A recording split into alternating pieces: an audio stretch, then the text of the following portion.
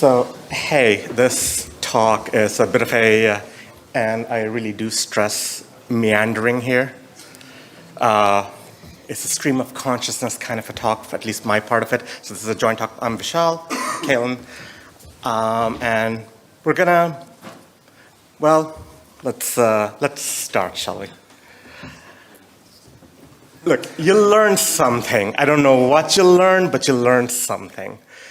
So at this point, I'll hand off to you. Do you want to start? Okay. Hi, so I'm Mykalin Jones. I thought Vish was going to give a bit more detail about our backgrounds. That's all right. So I am a data scientist. My background is in physics, and I focus on teaching and writing curricula right now, and slowly but surely verging into natural language processing, computational linguistics. That's a true passion of mine. So why did this talk happen?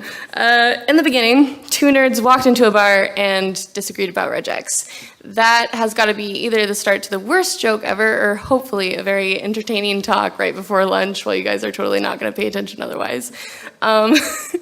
So what was this disagreement about? I was sitting down, there was probably a bit of a yellow spot involved, and I just started saying, oh my god, Regex gets such a bad rep. I love Regex. It is so elegant, it is so cool, everybody should love Regex. It's like language, but math. I just think it's amazing. And we're gonna explore why it's pretty cool, firstly. But in this whole sort of reverie where I was waxing poetic about Regex and why everybody should learn to love Regex and not be so freaked out about it, Vish kind of interrupted me and said, Mykalin, if you're using Regex a bunch, you're probably doing something wrong.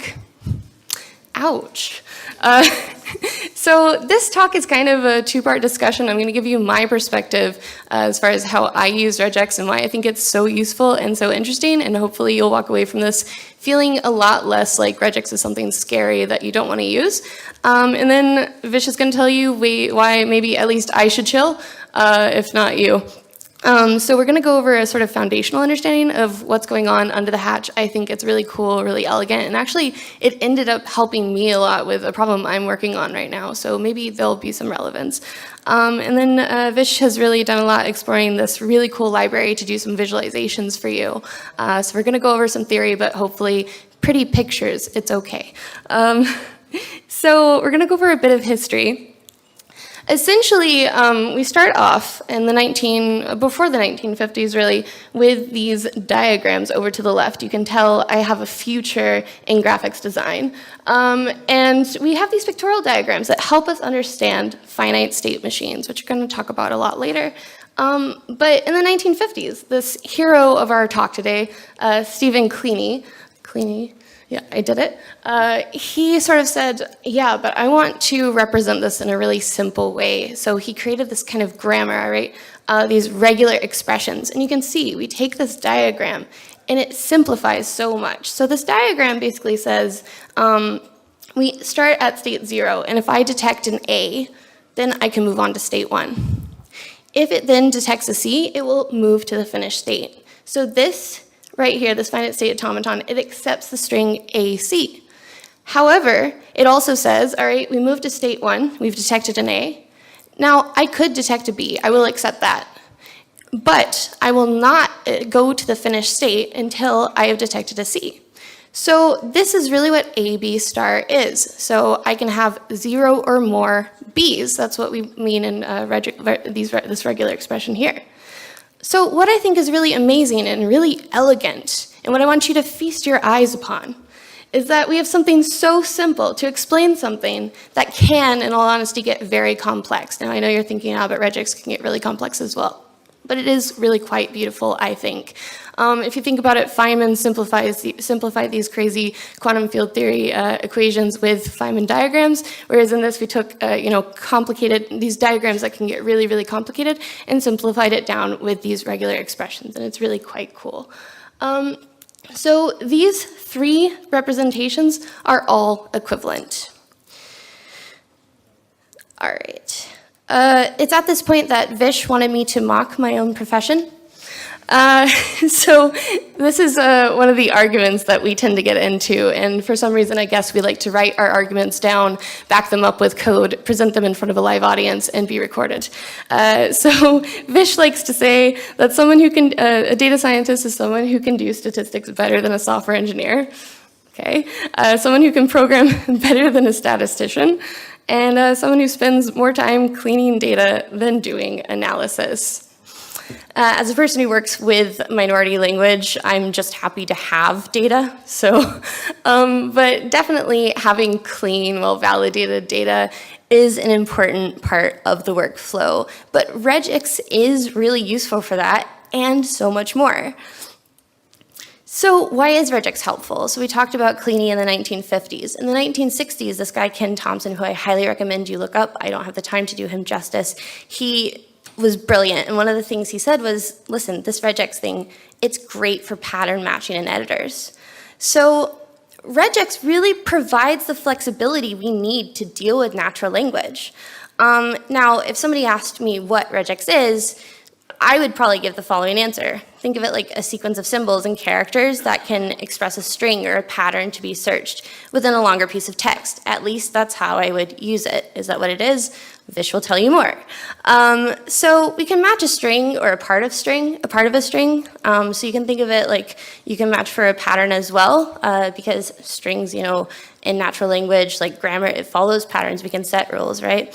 So maybe we want to find a substring, but it isn't an exact match. Later I'll show you, maybe we want to match everything that is small, but it maybe comes in the form smallish. So not really clean, standardized data. That's all the same, right?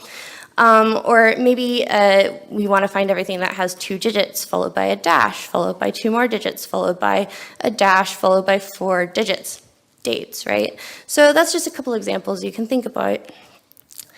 The thing going on is a lot of libraries are using Regexs under the hood. And what I think a lot of beginners don't know is they can support using Regexs within the methods.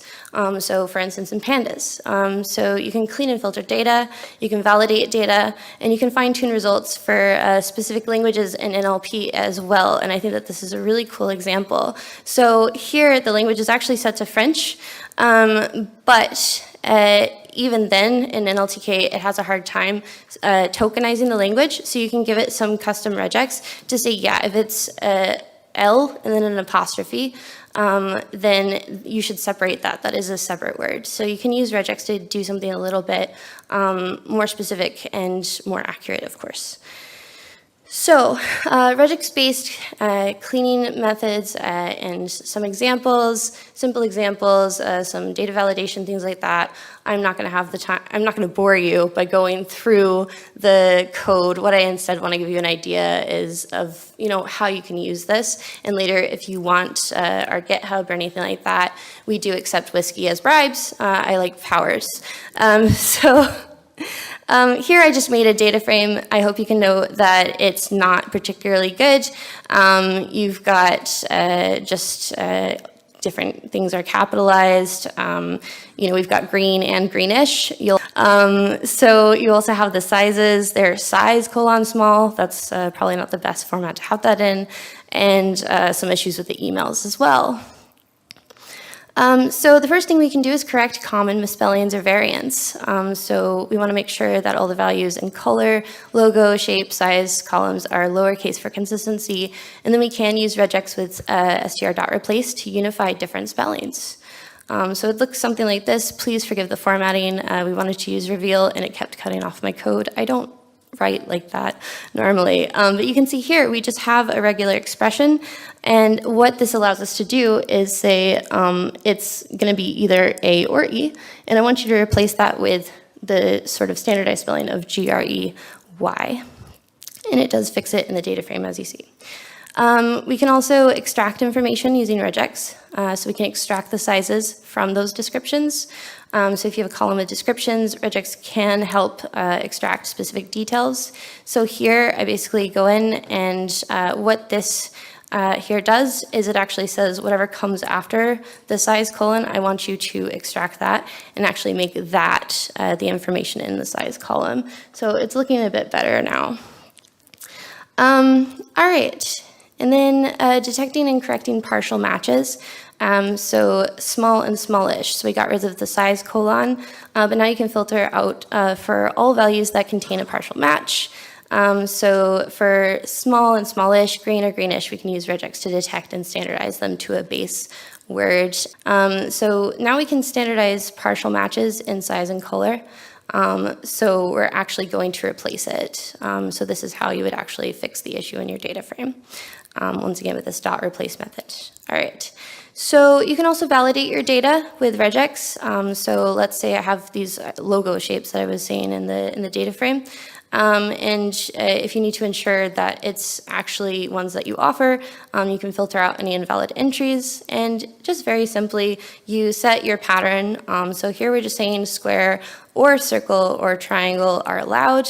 And then we can just go here and do an str.match, and it will use our defined regex patterns. All right, and then it's just going to get rid of anything that is not allowed. Finally, I thought a really good example, you can think about phone numbers, email addresses, anything like that. You can get pretty crazy as far as something that's going to have a standard pattern, like an email address, and then check to see if they at least follow that set pattern. So this would be an example of what your email would look like in Regex. I think it's pretty cool. Now, if you're staring at this going, oh my God, I don't want to do that. There's some great places you can go to figure out what the regex should be and check it. So in the summary, I'll show you. But here we just sort of said this is invalid and then made a sort of report of everything that was wrong. I wouldn't necessarily do it this way, but that's one thing you could do with this. So in summary, Regex can be really helpful from my point of view. I think that it provides a certain flexibility. I hope this gave you some ideas of why it's interesting and can be the thing to solve your problem potentially. And what I hope you realize is you shouldn't freak out when you see them. Or need to use them. They're your friends. They get a bad rap, they do.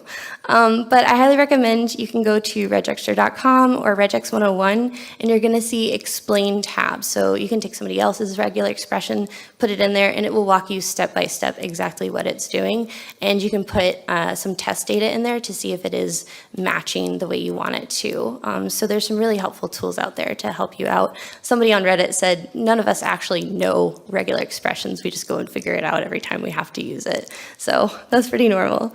Anyways, now I'm going to pass you off to Vish. Hey, folks. So, thank you. So, yeah, I'm not a data scientist. I'm just a software engineer with a penchant for computer science a little bit. So I was like, we can have fun with this. I mean, as Mykalin pointed out at the very beginning, well, it's all just finite state automata. And I really like state machines. Who doesn't like state machines? So not enough people use state machines. They should use more state machines. And this is the entire thing is now all about. Even if we can talk about regular expressions, let's build a regular expression engine using state machines. So I know it can be a little scary. It's okay. It'll be fine. Okay, so we talked a little bit about finite state automata, what is a state machine. So second person enters our story, Noam Chomsky. Noam Chomsky is a linguist, but he overlaps with computational linguists and a little bit of computer science perfectly. And there's a thing called a Chomsky hierarchy that I will talk a little bit more about. So a little bit of a recursive definition, but regular languages can be something that can be defined by a regular expression. A regular language can be recognized by a finite state automaton. So that's okay, that's the starting point. And Tim Kleene, he had a theorem that regular expressions are equivalent to finite state automatons. That, all right, we're really going to make some progress with state machines. So this is the Chomsky hierarchy. And it's like we have regular languages, context-free languages, context-sensitive, and recursively enumerable. Recursively enumerable is what we need if we need a universal Turing machine, which means we need a computer to be able to hold a lot of states and go backwards and forwards. And I'm not going to talk about Turing machines, but they're also cool. So let's meet the favorite module. The module called PyTransitions. It's really easy. You just do pip install transitions, and you can integrate this as a model into a lot of your systems. If you ever need state machines, you want to be able to control proper transition between states within your web server, within, I don't know, any application really. So I'm going to take a little bit of an example from their own docs. So we create a model called matter, and we define some states and some transitions of those states. So, solid, liquid, gas, and plasma is our states of matter. And we have transitions where we can melt something, we can evaporate something, we can sublimate something, or we can ionize something. And it's basically the transition, source state, destination state. That's it. And we just go, hey, give me a model class machine, please create me the stuff with these states and these transitions, and this is my initial state. Done. And all of a sudden, it's injected all of these methods into your model class. So now you have a state property, which you didn't have before, because you can see I have the most complicated class in the world. And I can call the transition state on it.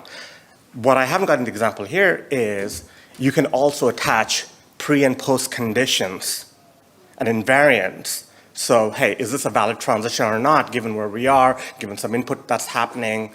And that starts to give us the things we need to build a regex engine. So, a bit more theory. Deterministic versus non-deterministic finite automata. So, this is for deterministic, kind of is in the name. It's like every symbol, every state, there's only one transition. Non-deterministic, we can hold the state machine in multiple states simultaneously. And here's another really important thing. At some point, I learned this as a child, but then I forgot. For every non-deterministic, there is a conversion that's available to a deterministic. I'm not going to go into the proof of that one, but it is interesting. So all we really need is state machines. We don't need anything more, just using that machine object to build everything. And we're going to make life really easy. I've got the shittiest regex engine in the world that can accept a reject string. And these are all the design notes that we need. Parse the expression to a node of graphs. Create transition from node based on match criteria. And if your match fails, go back to the start of the state machine, run the graph, and if you're in a final state, pattern found, accept, move on. So, machine is really cool. When I did that, I was able to generate the graph. This is under the hood, it's just using PyGraph Viz, and a machine is just drawing this out for me. All I did was I used a bit of Pillow to do the animation, but I got all of the transitions out straight out of machine. And as it's processing this pattern, it's running through the patterns A, B, and it'll accept or reject. Hopefully this is not going to induce. Sorry, it's only occurs to me now. This is a bit too blink. So again, pattern ABC will match ABC. It's just, again, as you can see, it's running through the whole thing and matching it. And, we can have a little bit of the dot operator. I haven't implemented a bunch of the other character classes or anything, but again, it is, this wasn't that hard to do. I sat down in one day and I was able to write it all out. So this is transitions is a great library. That's the entire TLDR of this talk is use state machines, use transitions, and it's a great little library. So, yes, regular expressions are not hard, but use them with caution. The first is a line that I think a lot of people have heard of. Some people, when confronted with the problem, think, oh, I know, I'll use regular expressions. Now they have two problems. This is a really old quote by a guy called Jamie Zawinski, who was one of the developers before Firefox, when it was Mozilla. And Jeff Atwood is a guy who co-started Stack Overflow, and he's like, not that regular expressions are evil per se, but overuse of regular expressions is evil is probably more apt and more to the point of going, use them with anyway, use best judgment. I really like transitions as a library. It's very flexible. Check it out. You can implement so much complex logic in a very clean way if you use transitions. Thank you. Random question. Are there anything that you think regular expressions are really bad at, or any features that you'd like to see added? Like what? The concept in general? Yes. Yeah, it's a mature technology, but is there anything in there that you think this is really difficult or awful? I'd like it better if it did this thing as well. It's a state machine underneath the hood. It should be.